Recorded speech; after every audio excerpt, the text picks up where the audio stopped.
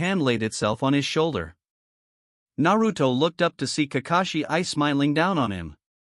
"Kakashi-sensei," Naruto asked. "Welcome back, Naruto," Kakashi said, before he sat down next to the boy. "Are you feeling all right?" "I'm feeling fine, slightly lightheaded, but fine." Kakashi nodded before he went back to his own thoughts before patting Naruto's head.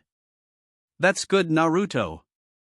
Naruto looked at Kakashi, wondering what was going on and why he was acting strange. "How are you still alive?" Naruto asked, looking at Kakashi. "Kawarimi. Triple X." As the group walked through the marsh, Kakashi walked over to Tazuna. "Tazuna, where exactly is your house? We will need to know, as undoubtedly higher-level ninja will be after you." Tazuna nodded. "It's in a village near here, a couple more miles."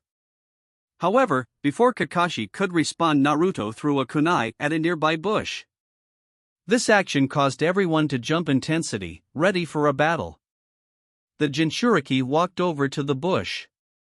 He pulled away the leaves to see a shaking white rabbit that was almost impaled with a kunai. "Baka!" Sakura screeched. "It was just a rabbit, you probably acted like you were in the mood to kill something again," Sakura hissed. Sasuke shook his head at Sakura's words as he too had killed. So indirectly, she was speaking to him. Naruto stood there frozen. He had killed.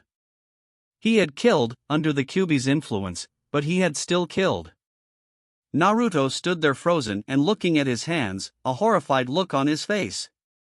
While they may have looked clean to anyone who looked at them, to him they were covered in blood. They were crawling in it. His nails were red and blood flowed freely on his clothes.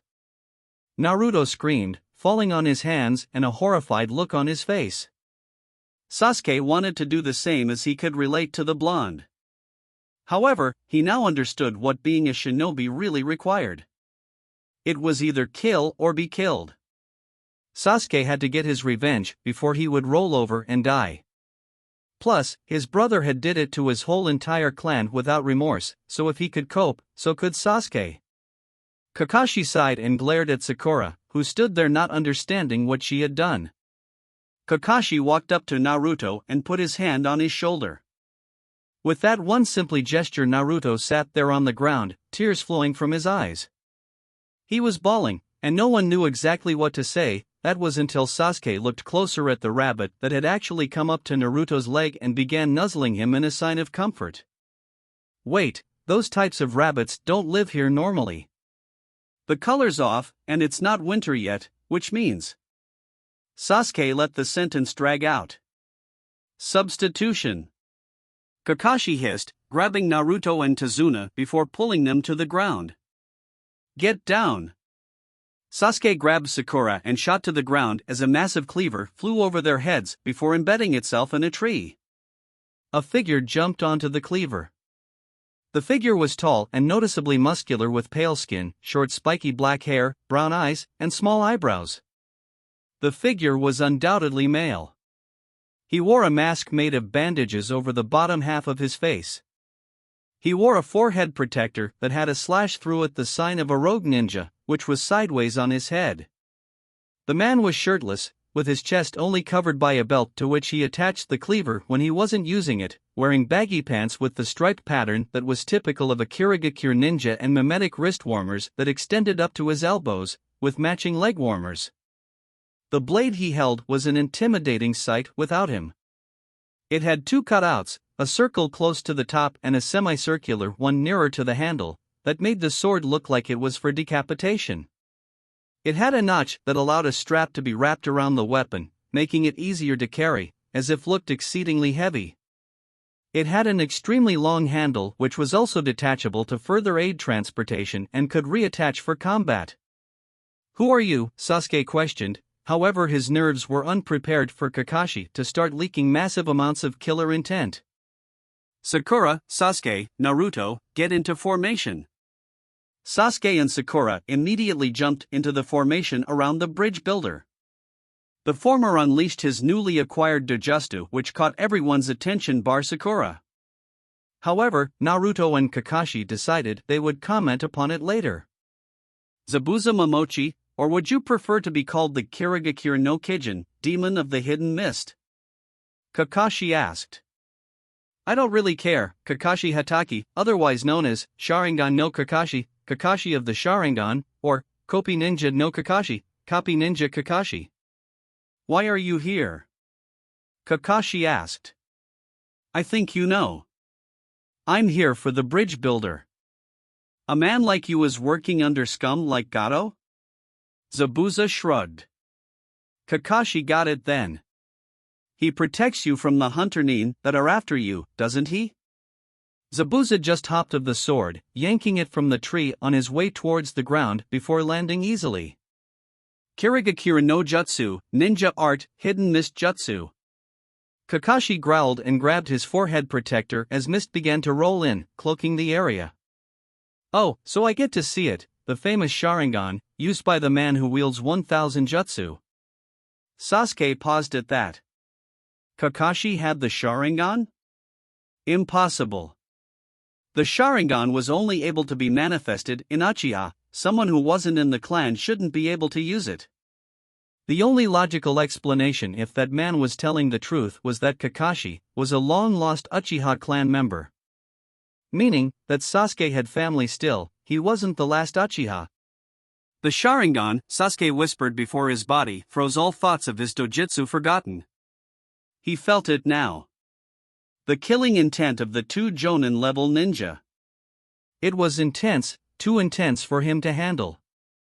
They were clashing ferociously, and he just couldn't bear it. The killing intent was too high, pressuring him too much. Sasuke drew a kunai and began to slowly bring it towards his neck. Death would be so much simpler. No. Sasuke realized he's handled worse killing intent with Itachi and Naruto. If he could go through both, then he could handle this. A laugh echoed through the air. Look at the boy Kakashi. He's basically pissing his pants. If anyone, I thought it would be the blonde brat, but the raven-haired one is pathetic. Kakashi narrowed his eyes. 8 points. Lungs, liver, larynx, jugular vein, spine, collarbone, kidney, heart, which will be my kill point. Sasuke reared the kunai back and put it back into his weapon pouch. He still looked frightened, however his Sharingan blazed even brighter. The Uchiha was determined, and prepared for battle with the enemy nin. Sasuke, Sakura, calm down, Kakashi ordered. I won't allow my comrades to die. I'll protect you with my life. Trust me. Are you so sure, Kakashi? Zabuza said, appearing between the genin of Team 7 with his sword drawn. Naruto reacted instantly, swinging a kunai directly at Zabuza's head. However, Sasuke jumped backwards, pulling away Tazuna and Sakura. Zabuza blocked the strike with his sword before kicking Naruto in the chest, sending him flying towards a tree. Naruto coughed before he impacted with the tree. That kick was strong, and it had hurt a lot. Kakashi pulled up his headband immediately and channeled chakra through his body, blowing away part of the mist. That was when everyone saw it, the Sharingan in Kakashi's left eye, with 3 Tomoe spinning in it. The famous Sharingan, Zabuza said. What is this Sharingan? Naruto asked. Everyone keeps saying it, but I have no idea what the hell it is. The Sharingan, Sasuke said. A rare power that resides in the eyes. The user of the visual jutsu can instantly see and comprehend any genjutsu, ninjutsu, or taijutsu and reflect the attack back on the attacker. The Sharingan is a special, rare form of dojutsu. However, there is more to the Sharingan than that, a hell of a lot more. Look at my eyes right now. I possess the Sharingan as well. You got it right, boy, but you only scratched the surface. Zabuza said. Sharingan can analyze an opponent's technique, and then copy it to the smallest detail. I just said that, snarled Sasuke. Team 7 stay out of this fight, Kakashi called before launching 3 kunai at Zabuza. The rogue ninja blocked the kunai before charging Kakashi. He tried to slash him, however Kakashi jumped over the attack and lashed out with a kunai that pierced Zabuza's neck. A liquid splattered all over the ground. It was water. Nizu Bunshin, water clone, ... Naruto thought as the water splattered over the battlefield. Naruto decided to take this chance to sprint back over to his squad, although he saw their visible flinch and glare when he stopped next to them. A shadow appeared behind Kakashi as the Zabuza in front of him exploded into water, surprising Kakashi. The shadow cleared to show Zabuza, swinging his sword to bisect Kakashi. Die! The attack swung true, cutting Kakashi in half and splattering more liquid onto the ground. However, it was clear as day that this Kakashi was also a Mizu Bunshin, water clone, as the body of Kakashi exploded into water. Kakashi had instantaneously copied Zabuza's jutsu and used it against him. He saw through my illusion and copied it in an instant. He must be quite skilled with the Sharingan to do that, as usually the jutsu hinders the Sharingan's abilities. Zabuza thought as he turned around, however it was too late. You're finished, Kakashi said as he put a kunai to Zabuza's neck. Zabuza chuckled ominously. Finished? You don't get it, do you? I'll never be defeated by a mere copycat ninja like you. Nice try. The Zabuza in front of Kakashi exploded into water before another appeared from behind him, sword at the ready. I don't know how you acquired S-rank ninja status. You should know I'm not that easy to fool. Zabuza swung his sword quickly, however Kakashi managed to duck under the strike without losing a hair. Zabuza slammed his sword in the ground before launching a powerful sidekick directly at the still recovering Kakashi, who because of the fact he didn't have time to recover from his dodge, was sent flying from the kick. Zabuza smirked, not that you could see it, before he grabbed his sword and chased after Kakashi, preparing to kill him. He stopped quickly however as he noticed something shiny on the ground. Makabishi spikes, nice try. Slowing me down won't work though. Kakashi impacted with the field of water in front of them, and Zabuza growled before flipping into the water himself. Kakashi surfaced slowly, taking quick examination of his surroundings. This water, it's so dense, so heavy. Kakashi thought, however his thinking time was interrupted as Zabuza appeared behind him, his hands going through a jutsu. Suiro no Jutsu, water prison technique. Zabuza put one arm near Kakashi's head as a sphere of water shot upwards and encased Kakashi.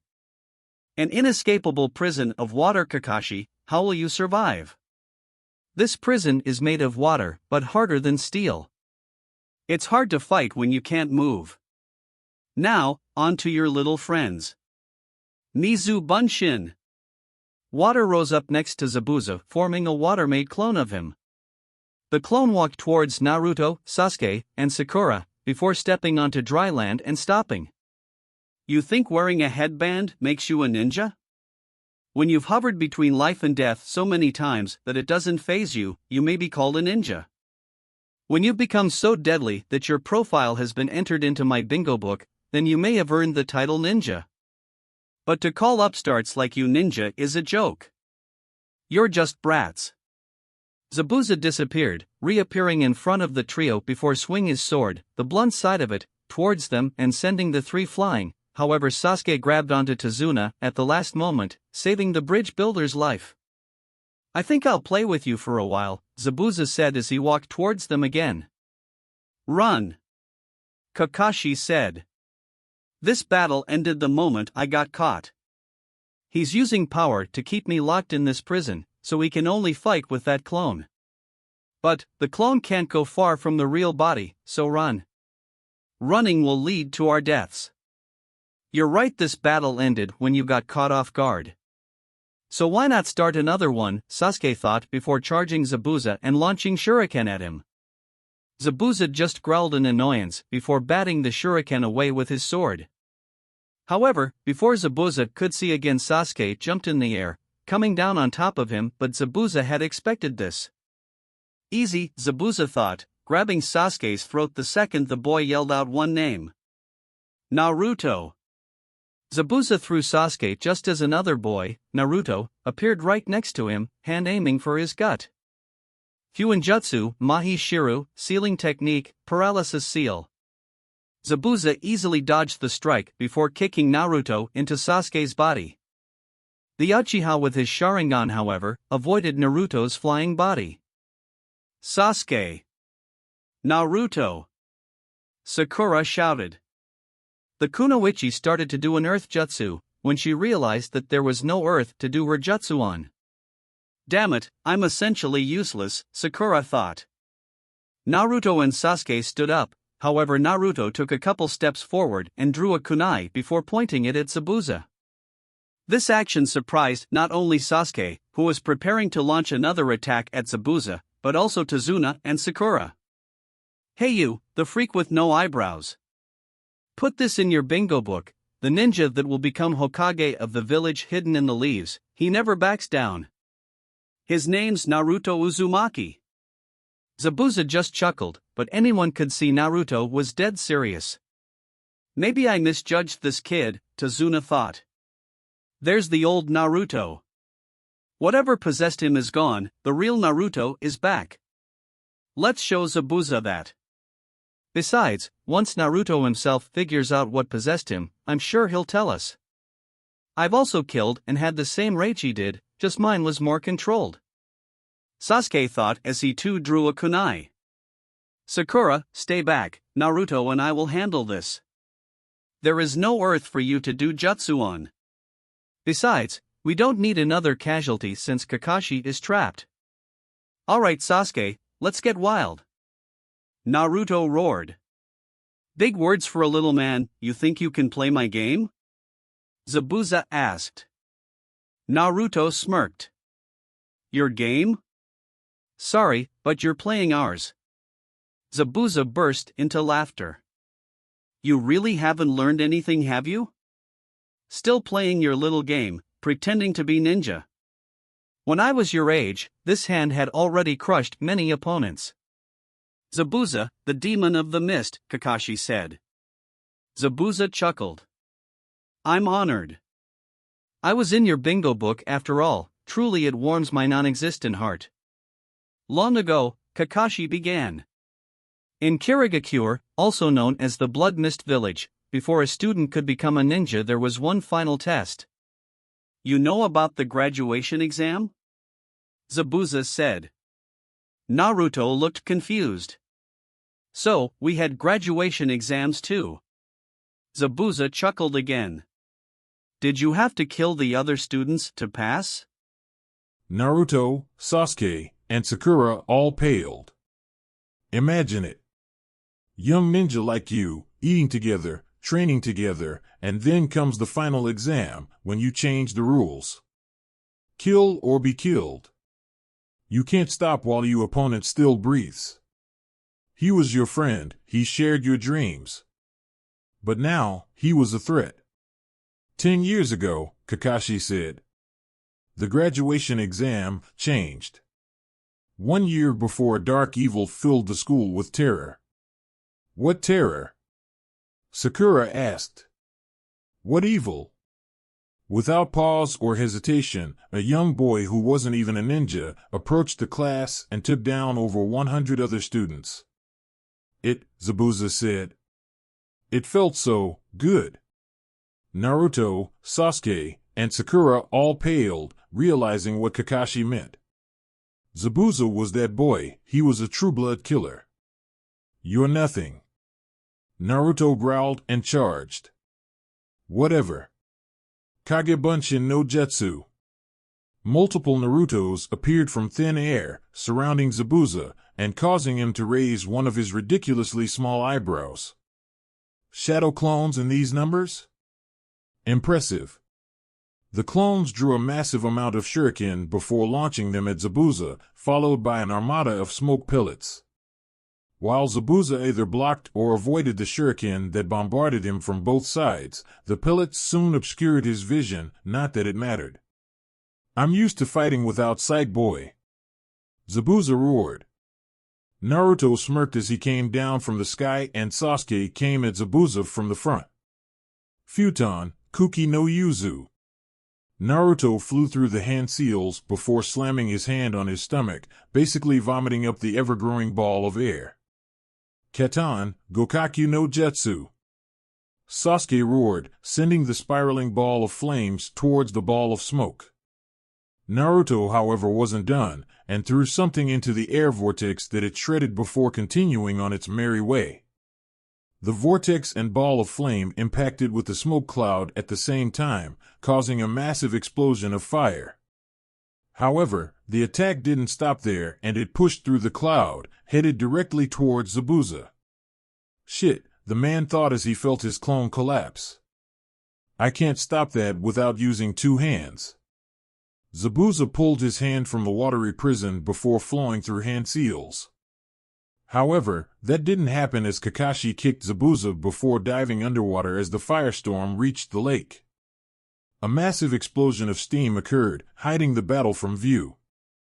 As the steam cleared, it showed the lake that used to exist gone, revealing Zabuza, who was lying against a tree, and Kakashi, who was sitting before the man, kunai to his neck.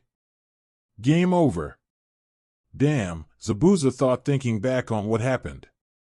As soon as he had landed from Kakashi's kick, two kunai slammed into his back before he was kicked into a tree and chained to it with kunai.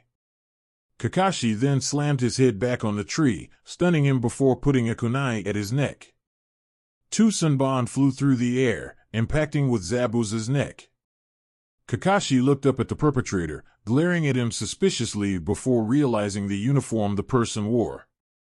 The person had long black hair, pale skin and large, dark brown eyes, a slender frame, and looked to be short for his age, which looked to be around Sasuke's. The person wore a standard Kirigakure pinstriped outfit which stopped at their knees. Over that they wore a green haori with white trimmings, and around their waist there was a brown sash with a fringed trail wrapped around his waist twice. They wore light brown platoon sandals with straps in the same color as their kimono and nail polish on their fingernails and toenails and matching blue-green color. There was a black forehead protector with the Kirigakure symbol on it, and there was a Hunterine mask on their face. Ah, a Hunterine. I assume you are here for Zabuza, Kakashi asked. The Hunterine nodded. I must thank you. I have been hunting him for a while now, and you defeating him made my job much easier. Kakashi nodded. Glad to help. The Hunterine jumped down from the tree they were perched on before lifting up Zabuza's body onto their back. I will be leaving now. With that, the Hunterine disappeared.